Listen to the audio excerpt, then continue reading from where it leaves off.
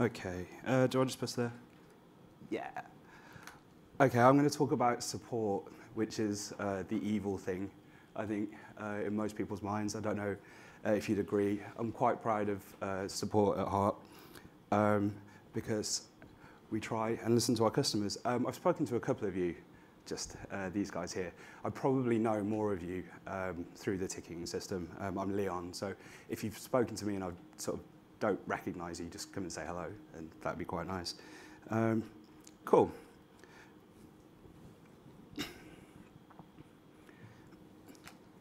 You've got a number of communication avenues that you can use to speak to your customers. They each have their own benefits and disadvantages.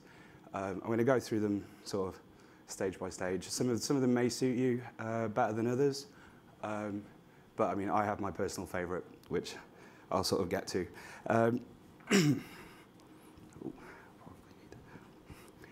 Your communication avenue is going to be, well, most people are going to talk to you via support. Not many people are going to call up just to say, hello, how are you doing? They've probably got a problem at some point, and that's why they're speaking to you. It's no good attempting to offer 24/7 support if you're a single person on your own and you know, people are going to be calling you at 2 o'clock in the morning. So there are ways to get around that. Phone support is the first one on the list.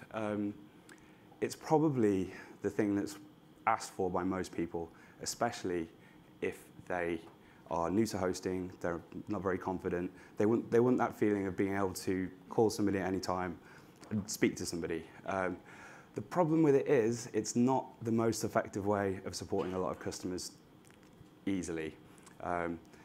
We found a lot of people, when they come to us, they actually, if we're offering a job in support, they'll actually ask, do you offer phone support? And one of their big criteria is no, because they don't want to be on the phone all day. It's time consuming. Once you've got one person on the phone, they can't do anything else. They can just speak to that one person. It's quite difficult sometimes. Some other companies have time limits. Try and get the customer off the phone as quickly as possible. That doesn't particularly help to solve their problem. It's not fixing anything, it's just speaking. It prevents technical communication. A lot of the time, you're going to be dealing with scripts. You know, my script's broken. If they're on the phone and you're trying to explain this to them, it's just not going to work. Text is ideally, you know, a good way of communicating this type of complexity easily. Reading it over the phone isn't going to be the best thing in the world. Email. A lot of people want email, but it has some difficulties. It's not very secure. Sent in plain text is not good for sensitive information. You can't really tell who's on the other side. If an email is coming in from an email address, it could be spoofed. It could be somebody actively trying to get into an account, giving over sensitive information like bank details. It's not a good idea. Once you've got a larger support team, say 4 or 5 people, having emails coming into an inbox, somebody might start working on one problem, working on another problem, you're going to have duplication of effort. It's difficult to organize. Social media. We've actually done a blog post on social media and why we don't do support over it. Basically, it's public by nature, which makes it difficult to pass over sensitive information. Things like arbitrary character limits don't help you, actually solve a problem.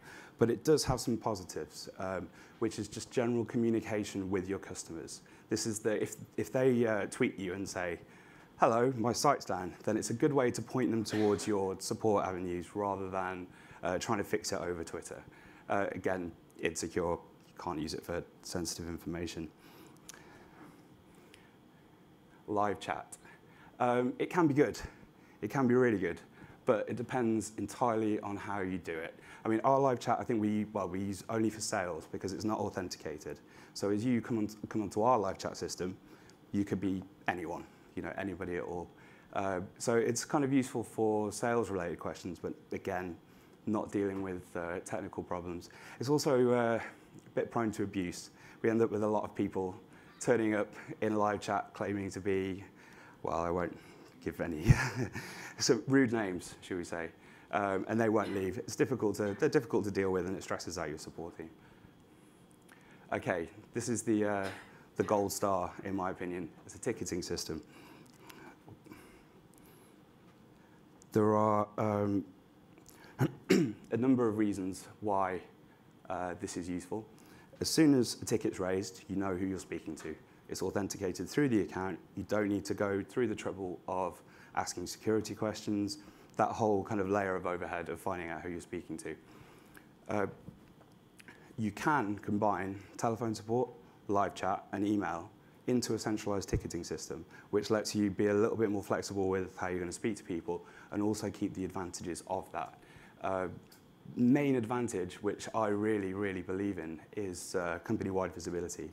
When you raise a ticket with us, everybody in the company can see it, from Craig or anyone, or like the developers. If they see a lot of tickets coming through about one problem, they can just jump on and fix it.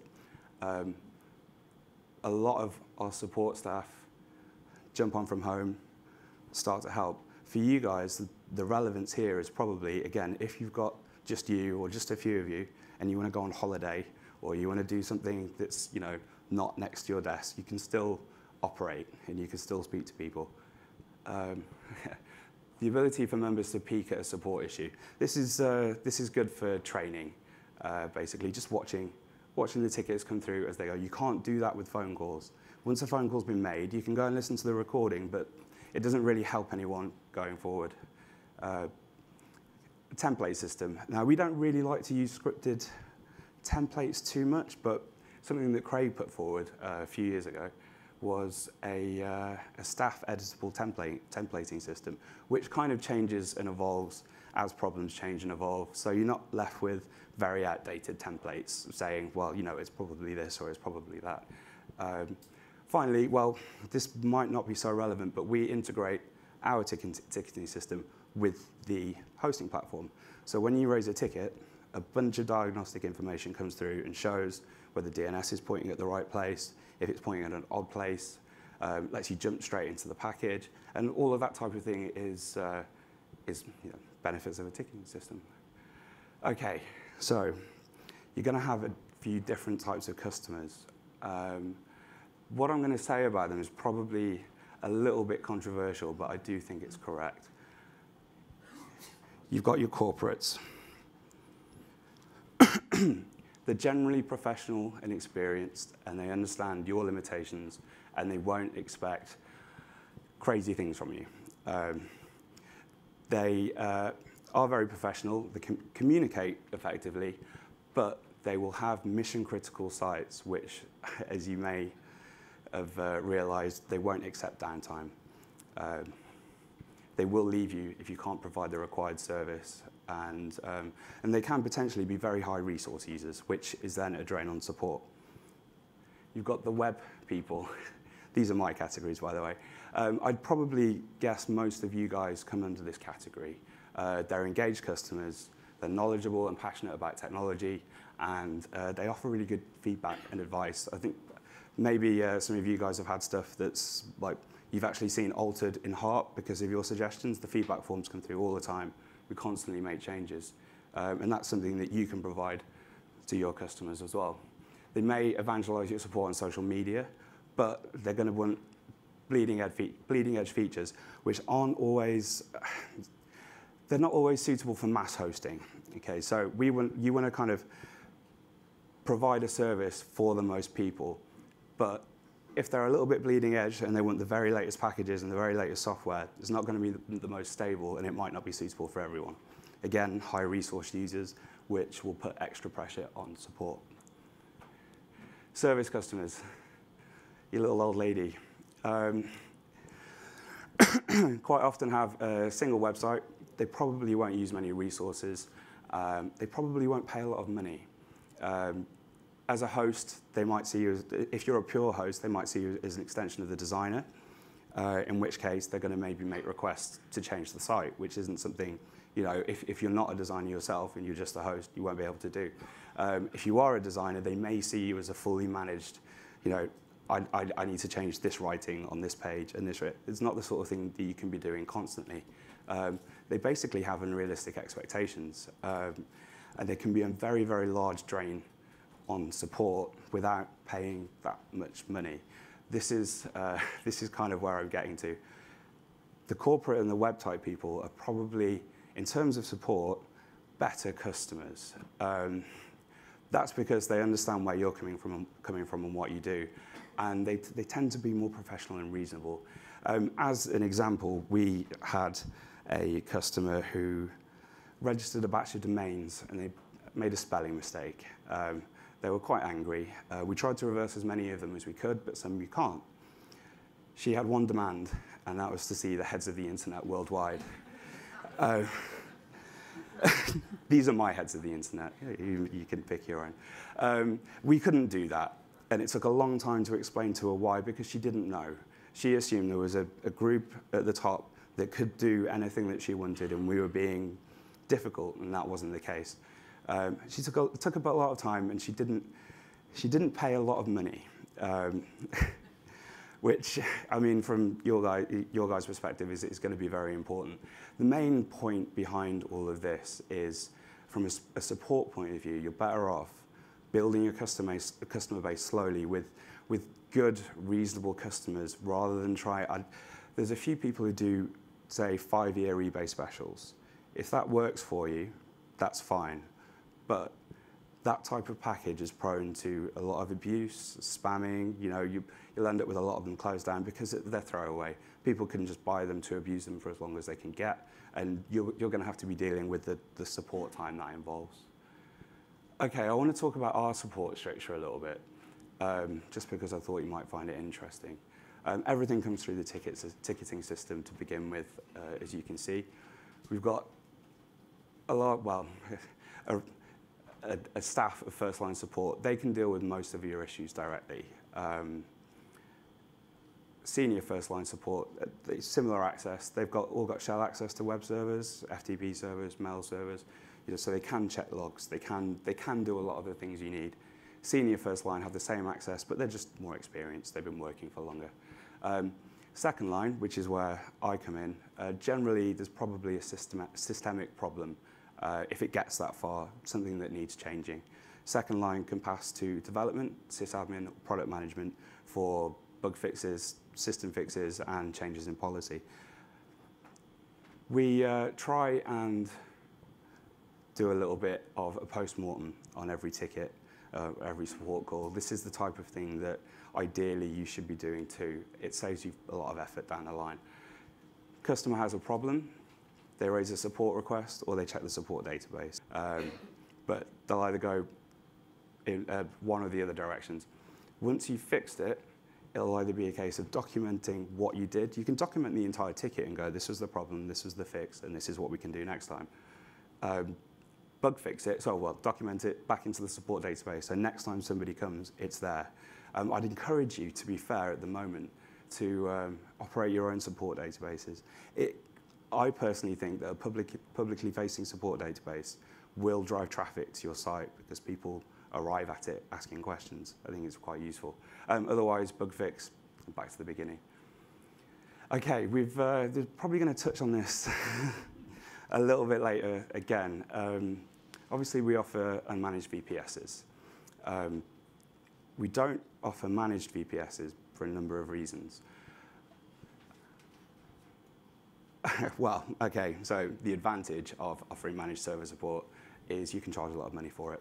This is, you can take something, say like an $8.99 VPS, quite a low spec machine, and probably multiply the price that you pay for it by 8 or 9 times. But, which is a big but, the reason you can do that is because it's difficult. It's a hard thing to offer. And it's generally potentially quite risky. If you take responsibility for somebody's machine and you make changes and you break it, it's your fault. Which, you've got to weigh up that extra cash on how much you're willing to learn and willing to do. Unmanaged servers can be provided much more cheaply at volume. At this point, your responsibility is to make sure the network is working and to make sure the machine boots. Anything after that is the customer's responsibility. That means you can do volume without having to do support. Again, in terms of you guys, it depends on your knowledge and your whether you'd like to do a lot of machines at a low price or a few machines at a large price.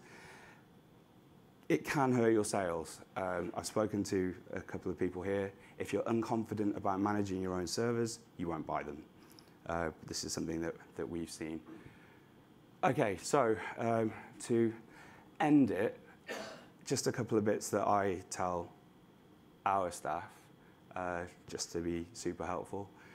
If somebody asks you stuff, answer all the questions. Sounds really basic, and you may have actually seen this. If you raise a ticket and you ask a few different questions and the last one isn't answered, it's very frustrating.